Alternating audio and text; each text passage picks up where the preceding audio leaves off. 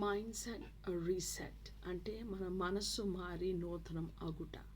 మన అందరము మన జీవితాన్ని మార్చుకోవాలని ఎంతో ఆశపడుతుంటాం. ఎందుకంటే మనము పాపం చేసామనే ఆ బాధ, ఆ గిల్ట్ మనం తినేస్తుంది. కాబట్టి మనము మరలా మన నూతన స్థితి మనం పొందుకోవాలని. మన నూతన స్థితి ఏంటంటే ఆదికాండం 1:26 దేవుడు లేఖనం ఏం సెలవుస్తుంది, మన రూపంలో మన పోలికలో నరుని సృజించుదాం అని. అంటే మనం గాడ్స్ ఇమేజ్ అని అంటే తండ్రి అయిన దేవుడు యేసయ్య ఎలాగుంటారో ఆయన నీడ మనము.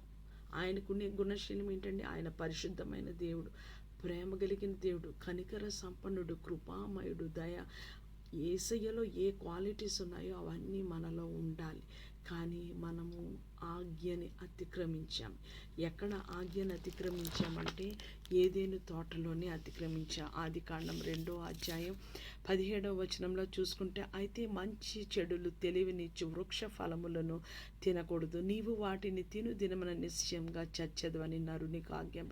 అది ఒక దేవుడి నుంచి ఒక కమాండ్. ఆజ్ఞ అతిక్రమమే పాపము వల్ల వచ్చే జీతము మరణము సమస్త మానవ కోటి మీదకి వచ్చింది. ఎందుకంటే ఆ పండు వాళ్ళు తినేసి మనం చనిపోయాం. ఎలాగ చనిపోయాం? మన ఆత్మీయంగా మనం చనిపోయాం. అంటే పరిశుద్ధతను కోల్పోయాం, అబద్ధాలు ఆడేస్తాం. మీరు మీ తండ్రి అగు అపవాది సంతతి అని అంటే వాడు అబద్ధాలకు జనకుడు.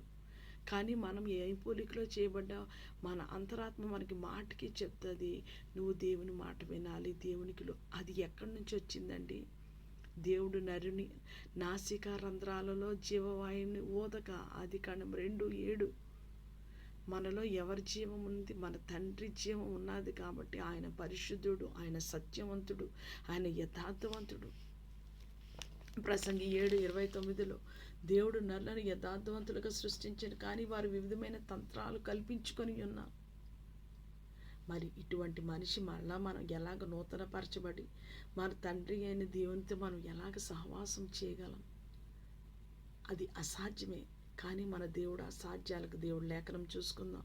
రోమీయులకు రాసిన పత్రిక 12:2 మీ మనసు మారి నూతన మగుట వల్ల రూపాంతరము పొందుడి.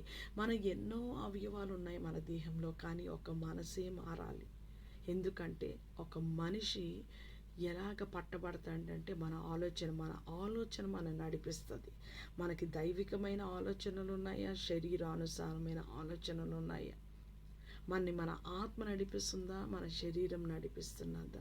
మనసు అనే మాటకి గ్రీక్లోని ఫ్రొనెమా అంటారు. అని అంటే మనం అర్థం చేసుకొని గ్రహించగలిగిన పరిస్థితులు.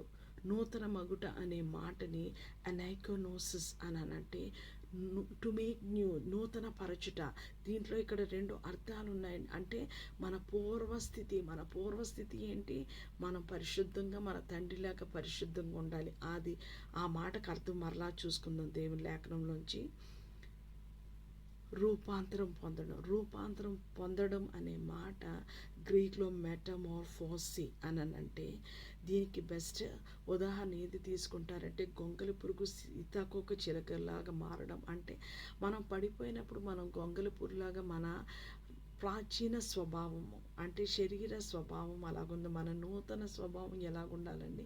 మనం వేసేలాగా తండ్రి అయిన దేవునిలాగా పరిశుద్ధంగా నిష్కలంకంగా ఏ మచ్చ డాగు ముడత లేకుండా ఉండాలి. మరి ఇది అసాధ్యమా? ఇది మనుషులకు అసాధ్యం. కానీ దేవుని లేఖనం సెలవిస్తున్నది, నేను శరీరులకి దేవుడి నాకు అసాధ్యమనేది ఏమైనా కలదా అని దేవుని లేఖనం సెలవిస్తుంది. మత్తయి సువార్త 19:26, లూకా సువార్త 1:37 మనము దేవుని కృపా సింహాసనం యొద్దకి సంయోచితమైన కృప కొరకు వెళ్దాం. యేసేతో చెప్దాం, ప్రభా నేను తప్పు చేసి నేను పాపం చేసి పడిపోయాను. మన తప్పులు ఒప్పుకొని ఆయన నమ్మదగిన వాడు, నీతిమంతుడు.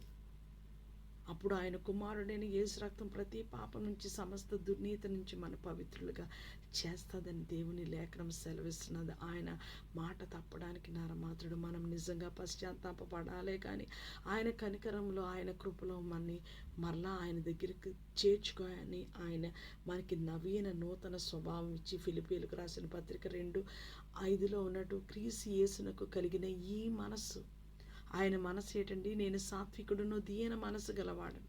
అట్టి మనసు మరలా మనకు అనుగ్రహించి మనల్ని నవీనపరిచి నూతన పరుస్తాడు, రూపాంతరపరుచుతాడు. అట్టి రూపాంతరమైన నవీన మనసుతో దేవుని స్తుతిద్దాం, ఆరాధిద్దాం. రాకడ కొరకు మనందరం సిద్ధపడదాం. దేవుని కృప మనందరికీ తోడై ఉండును గాక. షాలోమ్.